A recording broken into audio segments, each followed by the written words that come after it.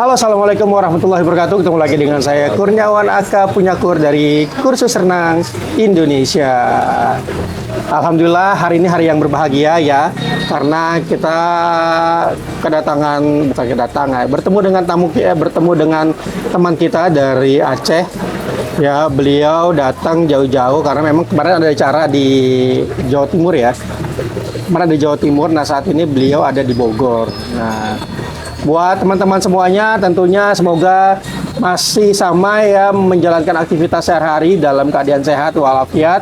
Oke, terus semangat, terus mengembangkan potensi dirinya dan keselamatan di air tentunya. Nah, kita tidak panjang lebar nih buat teman-teman yang sudah lihat mukanya ya. Mungkin kalau di mana sih?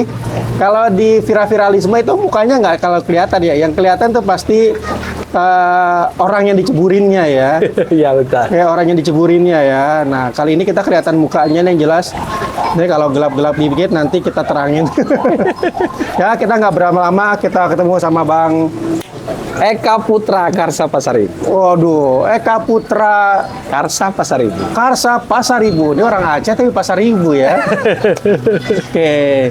Jadi nanti biar speak panjang lebar ya. Alhamdulillah tadi kita sempat ngobrol di awal ya. Beliau ternyata memang dia tempat latihannya ada di Cicatamatai ya.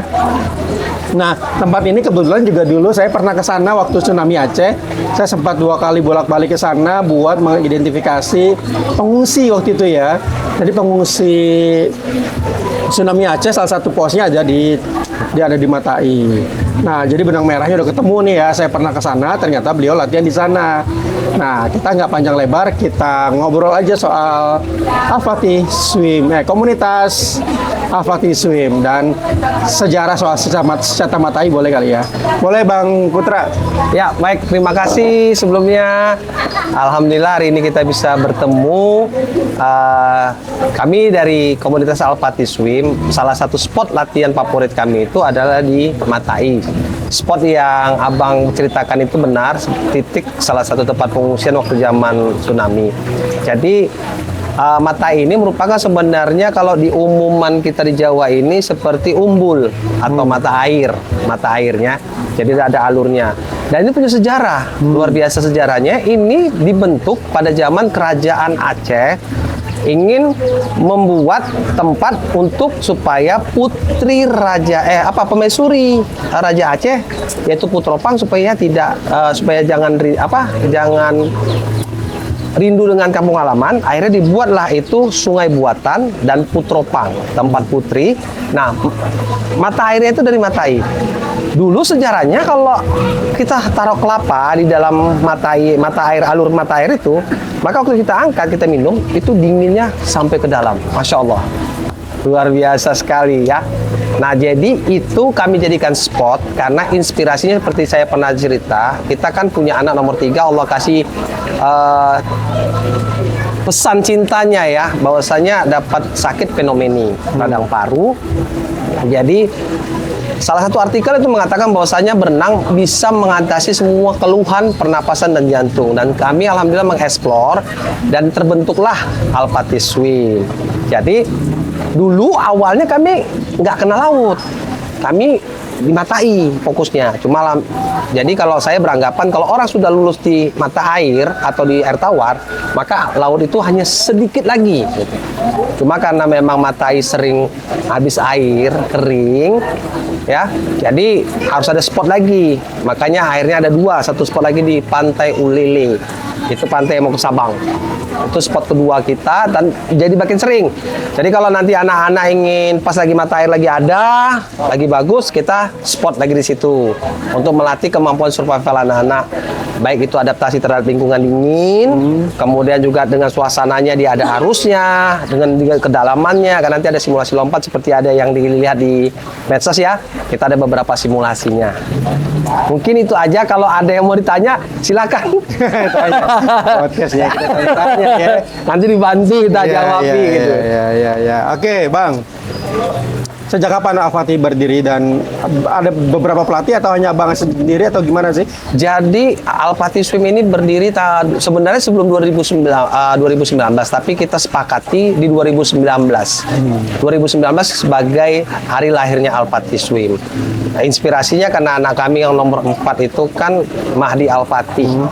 Jadi kita buatlah untuk sebagai penghargaan karena ya seperti tadi Abang bilang, domisili saya Aceh, tapi saya asli Batak.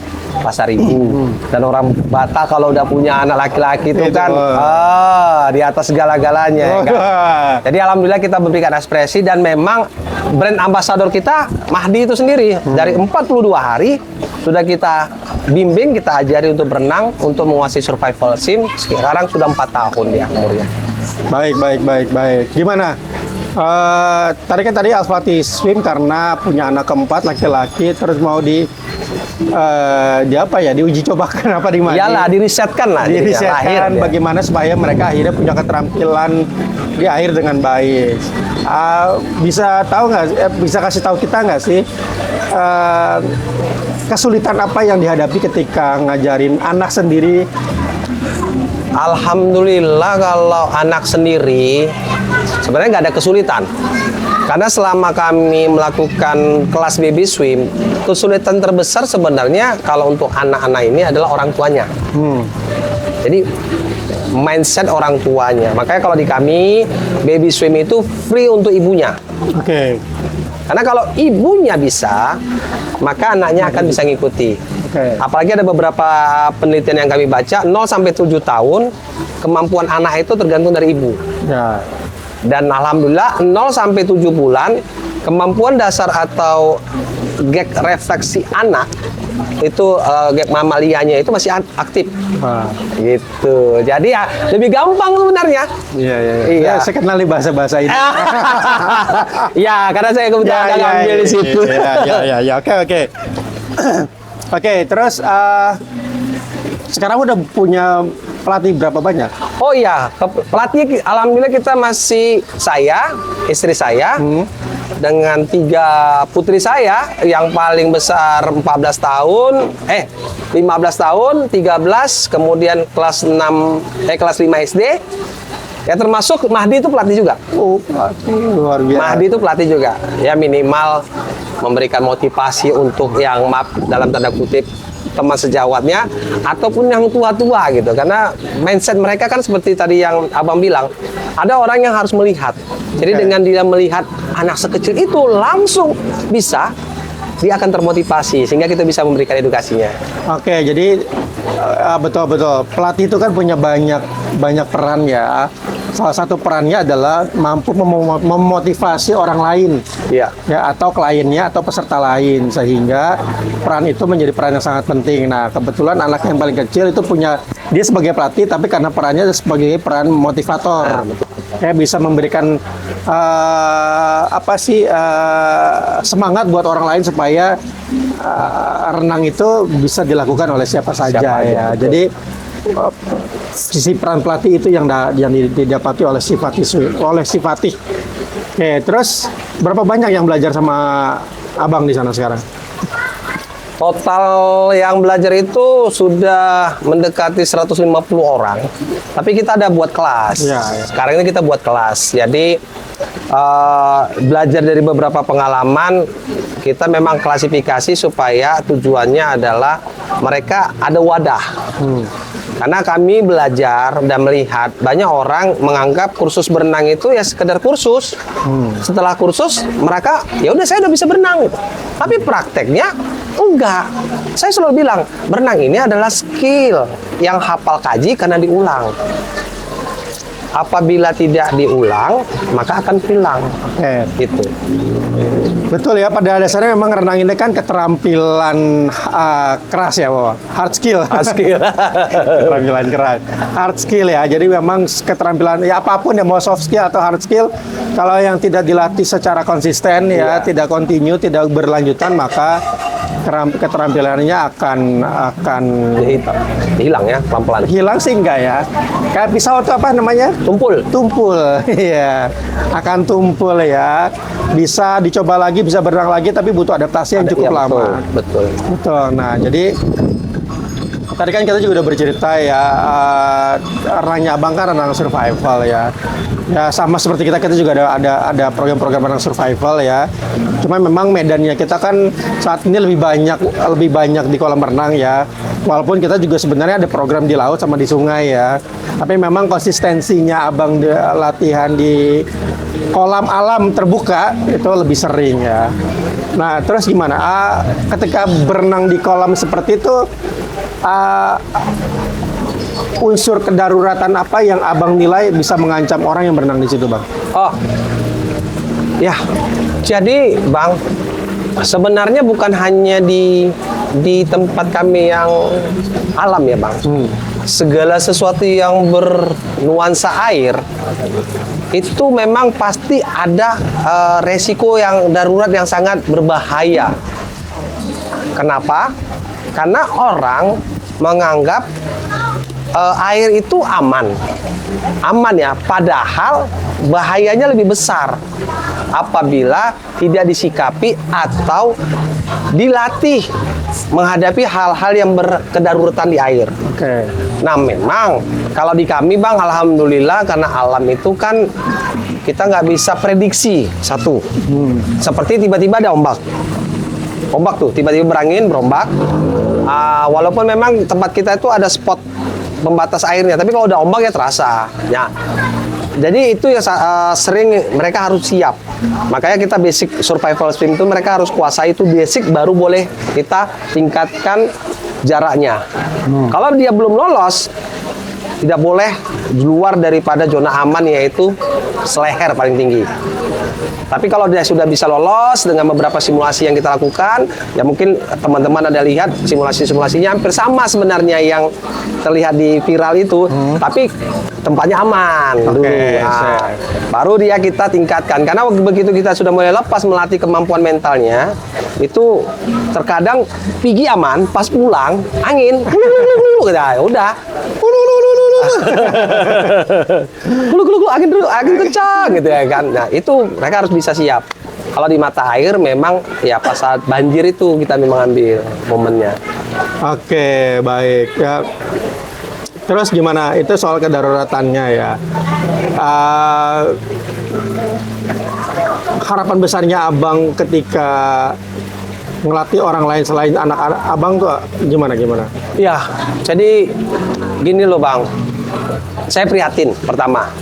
Terlihat pertama itu Indonesia masuk ke dalam darurat berenang. Di mana kita tuh maritim ya, Bang. Kedua, banyak orang tua pada umumnya menjadikan wahana air itu wisata sekali-sekali. Ada juga yang sering. Tetapi tidak mengajarkan tentang survival swim atau rescue-nya atau waternya, safety waternya tidak diajarkan, sehingga tubuhnya menganggap itu biasa-biasa aja. Nah, pada saat ada orang panik ya kita bilangnya, jangankan dia panik dulu. Pada saat ada orang di sekitarnya panik, misal dia kram, dia akan tarik orang di sebelahnya, maka dia akan otomatis panik. Oke. Nah, atau pada saat dia cedera, apakah tiba lagi asik-asik itu dia kram, dia akan menarik orang di sebelahnya. Nah, disitulah yang sangat disayangkan.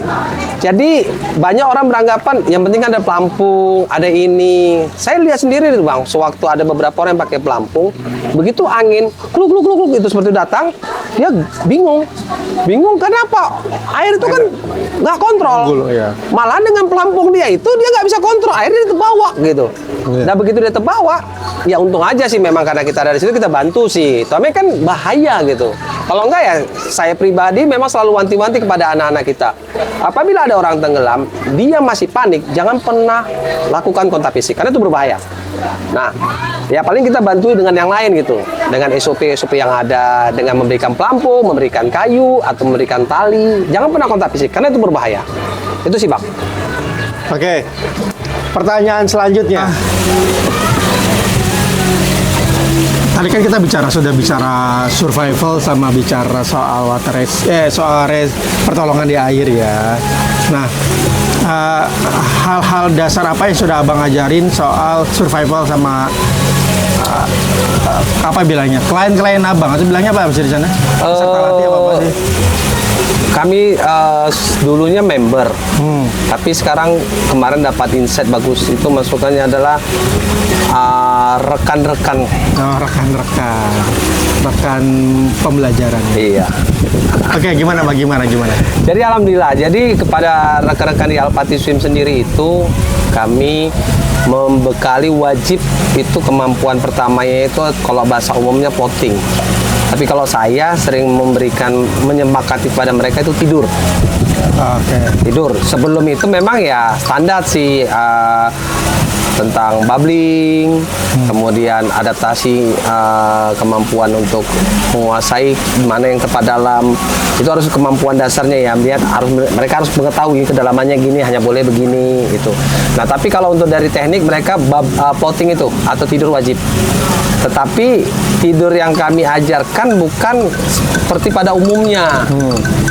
Mereka hanya tahu teori, tapi kita praktek dengan beberapa simulasi. Karena paling penting itu kalau saya dan tim kami itu pentingkan itu, masukan itu paling penting adalah simulasi atau praktek.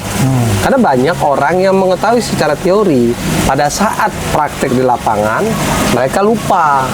Sehingga menyebabkan ya tadi yang kayak abang bilang itu, STOP, Masya Allah. Tadi saya dapat insight bagus itu ya kan, STOP. Jadi menyebabkan itu yang menyebabkan mereka jadi tenggelam. Oke. Terus pernah nggak sih ada kejadian akhirnya ketika abang ajarin ada kejadian dia tenggelam atau hampir tenggelam atau gimana? Alhamdulillah, kalau dibilang hampir tenggelam semuanya harus mengalami itu. Oh gitu. Iya, walaupun seperut. Jadi waktu dia floating, ya, biasa ya kan, waktu dia itu kan terkejut, akhirnya dia ya macam kayak orang tenggelam gitu. Padahal suruh berdiri ya dia berdiri, ya bisa gitu. Itu hampir tenggelam. Kalau saya bilang memang selalu mereka bilang, nggak apa-apa, proses belajar itu kan harus merasakan ya terhirup, masuk hidung. Ya padahal segini, seperut, sedada gitu kan. Ya saya bilang itu proses supaya kalian paham bahwasannya dengan nilai yang kalian proses belajar itu merasakan bagaimana sakitnya air masuk ke hidung. Kalau udah diwanti-wanti, tarik napas dari mulut, buang dari hidung. Hidung itu hanya untuk membuang, tidak akan ada bisa masuk. Ya, saya bilang kan. Karena kalau masuk dari hidung sakit sekali itu bisa 2 hari, 3 hari. Ada yang kemarin 2 bulan. Menyerang sakit di kepalanya, dan sakit itu kalau dia marah sakit katanya. Oh itu bagus, kalau lu nggak boleh marah-marah, saya bilang, ketawa dia. Jadi itu kalau saya dalam tanda kutip ya, bang, itu tenggelam, yang mau tenggelam. Tapi kalau yang sampai dia harus dibawa ke rumah sakit, dia harus sampai pingsan, habis itu dia yang harus kita panggil tim rescue atau kita harus rame-rame tolong, alhamdulillah enggak. Insya Allah seterusnya, karena standar SOP kami itu memang bang, kalau dia belum bisa untuk tahap kemampuan survival dia kuasai, tidak boleh tempat yang dalam. Walaupun nanti didampingi tidak boleh, karena didampingi dia beresiko panik, kita pun jadi was-was kan gitu. Itu sih bang. Oke, kalau tadi soal tenggelam, kita akan bicara soal kebahagiaan apa yang terbesar ketika abang bisa merubah orang akhirnya sampai bisa berenang dengan Masya Allah. Jadi bang, ini belum pernah diceritakan di podcast apapun guys. Satu-satunya. Ini luar biasa. Ini pertama bukan satu-satunya. Pertama, Coba jangan kita satu-satunya, dengerin. karena nanti yang lain pasti nyusul. Ini pertama guys. Jadi bang, alhamdulillah bang, prestasi terbesar saya yang saya rasakan luar biasa bersama istri ya, karena istri termasuk tim kita, yaitu bisa menghilangkan trauma alumni tsunami bang. Kalau yang alumni tenggelam itu saya ada beberapa orang dan itu biasa ya, saya anggap biasa itu. Tapi alumni tsunami, jadi luar biasa. Salah satu member kami itu alumni tsunami yang maaf ya bang, dengar kata ke laut aja dia haram loh bang. Jadi kalau ada acara kita ke laut dia enggak katanya, dia mengharamkan alam. Kemudian Allah kasih hidayah kepadanya, saya bilang kasih hidayah karena susah kali memang bang.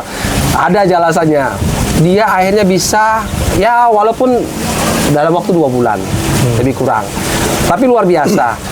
Nah Setelah beliau bisa, kemudian keluar statementnya yang luar biasa, Bang. Disampaikan begini, kok bisa ya orang duduk di pondok pantai itu tapi nggak berenang? Dia tidak merasakan betapa nikmatnya berenang ini. Dalam hati saya bilang, sombongnya ya Allah, saya bilangkan dia, tapi bilangnya gitu. Iya, tapi saya terus terang aja ya. Ya memang gitu saya bilang. Karena kalau kita berhubungan dengan air itu anak sudah 2, Bang. Itu senior di atas saya itu usianya. Dia punya fobia tinggian. Kemudian dia kalau mati lampu dia sesak. Nah itu saya kemarin karena memang kita ada juga hidroterapi, kita kasih tahu tekniknya. Akhirnya alhamdulillah ketinggian sudah hilang. Untuk menghilangkan rasa dia gelap itu lompat. Momentum lompat itu dia untuk merilis gitu kan. Nah alhamdulillah itu satu kebanggaan kami luar biasa. Dan mitra apa nih? Apa tadi saya bilang ya? Bukan member ya. Kok jangan lupa ya. Rekan. Nah, ini baru nih. Di Jawa ini saya baru dapat kalimat rekan ini, guys. Dulu kami member. Nah, jadi rekan kami ini, Bang, kecelakaan, Bang. Kesenggol mobilnya sepeda motor. Dia takut dikusuk. Jadi kalau sampai sama kayak, kakak ini lo katanya, loh kak sini tengok, ditengok, oh nggak apa-apa kak, nggak geser kak ya, digerak-gerakin nggak apa. Ya udah, jadi kayak mana nih tukang kusuk kak? Takut ya kan? Ya udah kita terapi ya di air. Matai betul lagi ada air, saya bilang itu kan air dingin. Kalau air dingin kak bagus sekali kak. Kakak lihat orang atlet tuh itu kasih semprot air es, itu bagus itu untuk yang cedera segala. Bolehlah katanya. Ada di situ konten kita tuh, ada satu. Jadi istri saya lagi hamil tua, dia lagi cedera, kita langsung latihan di mata air dan alhamdulillah Bang, dalam waktu yang kalau diprediksi dia itu kan agak lama harus istirahat ya Bang. Alhamdulillah tidak lama, sekitar seminggu, memang hampir tiap hari dia. Kami suruh tiap hari Kak. Jadi insya Allah kakak akan lihat perubahannya. Alhamdulillah Bang, sehat.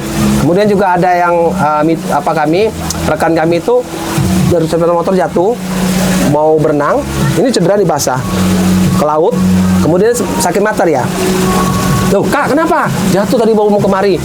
Pulang lah kalau jatuh. Enggak lah sayang berenang katanya, sekalian berobat katanya. Oh ya bagus tuh. Akhirnya memang alhamdulillah matanya sembuh, sakit mata sembuh.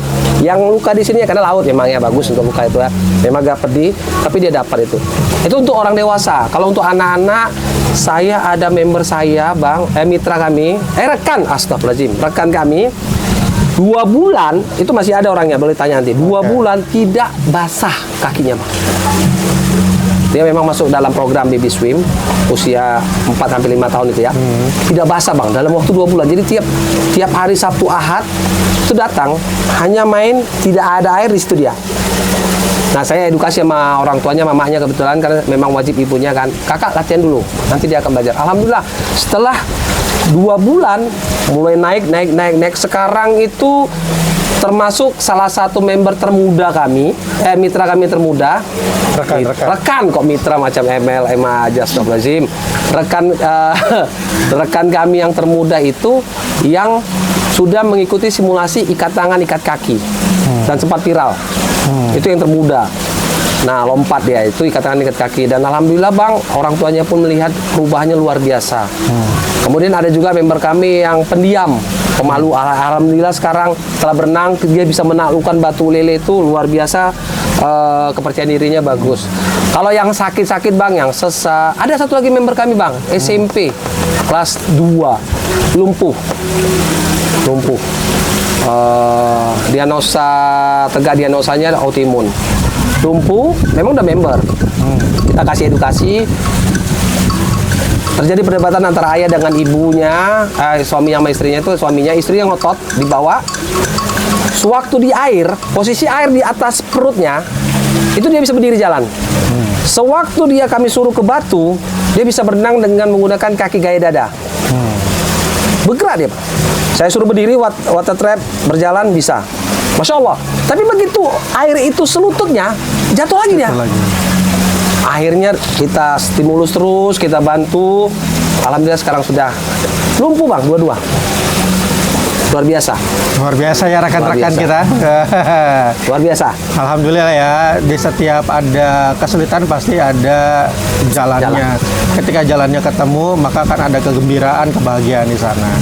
Oke, jadi buat orang-orang yang punya harapan besar, punya keinginan untuk berubah, jangan pernah berhenti berharap karena kebahagiaan di depan sana menunggu teman-teman. Oke. Oke Bang, ini kita udah ngobrol panjang lebar ya. Nah, ternyata setelah ngobrol panjang lebar tadi sebelum kita tag ini ya, ternyata kita punya kesamaan ya. Betul. Kita sama-sama pengen setiap orang yang ada di Indonesia memahami renang bukan cuma kompetisi ya. Betul. Ya, Betul. bukan, Setuju. bukan cuma prestasi ya. Renang itu punya banyak gayanya ya. Yang kita katakan cuma gaya empat gaya renang ya, karena itu diperlombakan.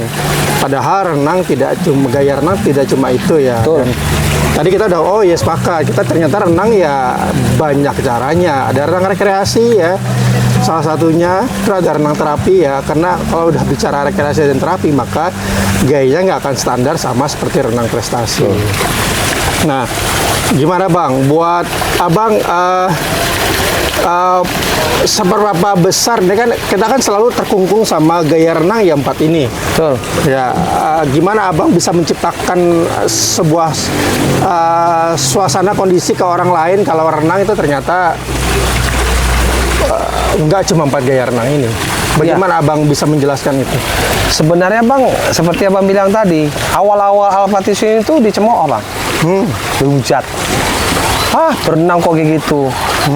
Itu bukan berenang, itu ngapung. Karena kita memberikan edukasi. Silakan buka Kamus Besar Bahasa Indonesia. Oke, Yang dimana berenang itu adalah mengapung ataupun bergerak dengan menggunakan kemampuan sirip ataupun alat tubuh. Ya, jadi ya gaya berenang itu yang diperlombakan seperti tadi. Jadi orang beranggapan masuk Al-Fatih Swim kepengen jadi atlet anaknya, bisa gaya dada, kupu-kupu gitu kan. Kami harus memberikan edukasi.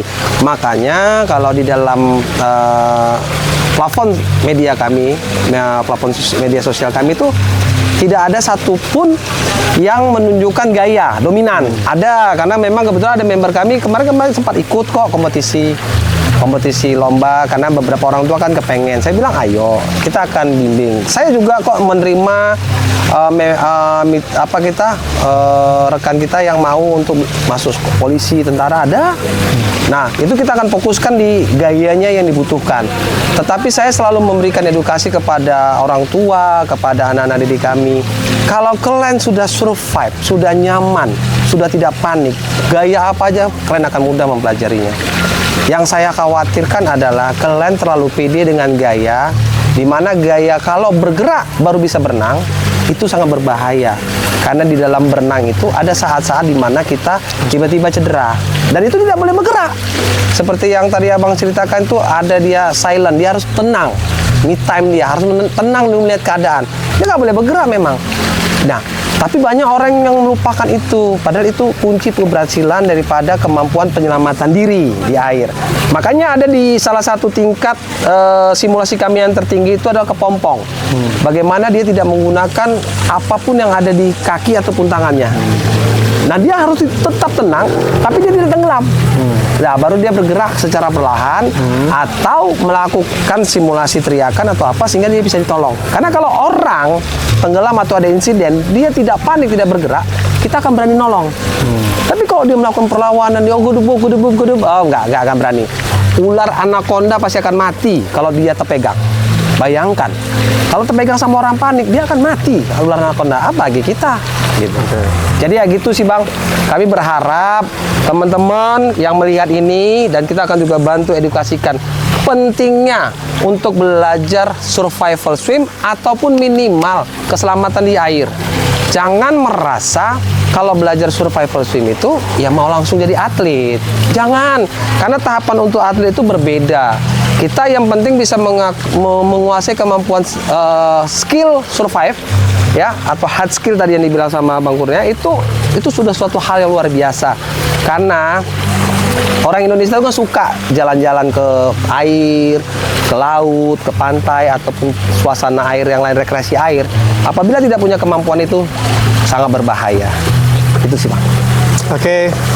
Ya, jawabannya cukup panjang, teman-teman disimak ya, jangan sampai kelewatan satu kata pun, karena kelewatan satu kata aja aduh jadi missing understanding. Kalau kelewatan satu kata harus ke Aceh. Bahaya nanti kan lompat. Bahaya buat kalian ya, awas kalian ya.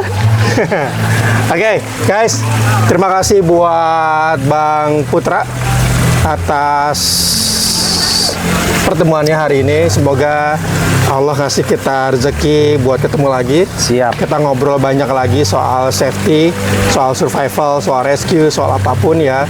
Karena memang kita juga sudah menjalani itu sejak lama dan akhirnya ketemu sama Fatih, kita bisa ngobrol banyak hal, diskusi soal ini.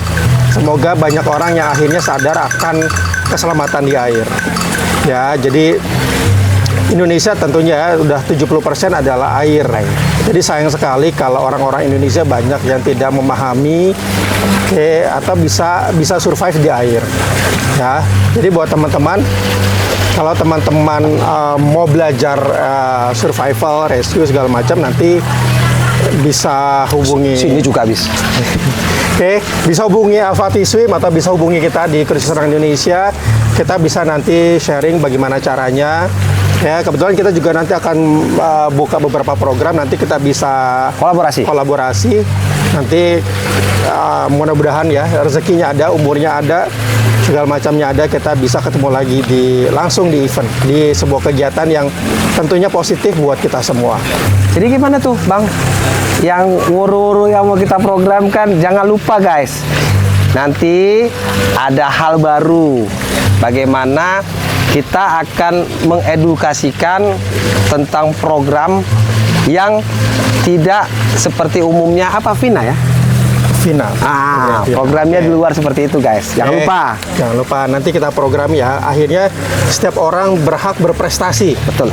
Apapun kondisinya ya, apapun kondisinya setiap orang berhak untuk berprestasi. Walaupun pakai cadar. Walaupun pakai cadar. Atau pakai kebaya ya. Ya, siapapun berhak berprestasi ya. Ini cuma masalah pengakuan aja ya. Soal prestasi boleh siapapun mencoba. Jadi nanti kita akan kolaborasi juga soal itu. Kita juga ada buah tangan buat botol. Masya Allah, kirain baju ini. Baju gini mau loh saya. Oh iya, ini biasa ya, kenang-kenangan dari kita. Botol tumbler ya. Tadi Al-Fatih punya, kita juga punya. Ini itu baru tempel. Modal stiker. Ya, modal stiker ya. Ini kita di print UV, semoga lebih awet. Alhamdulillah. Saya terima. Jangan lupa guys, kursus renang Indonesia ini metodenya luar biasa. Saya sangat tertarik. Ya, jangan lupa nanti stay tune dan langsung ikuti terus perkembangan baik di medsosnya kursus renang Indonesia ataupun di kita.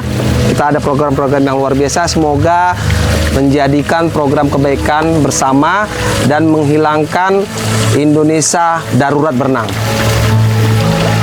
Oke, sampai ketemu lagi dengan kita Kurniawan Akapunyakut dari Kursus Indonesia dan Bang Eka Putra dari Al-Fatih Swim. Hari ini kita ngapain?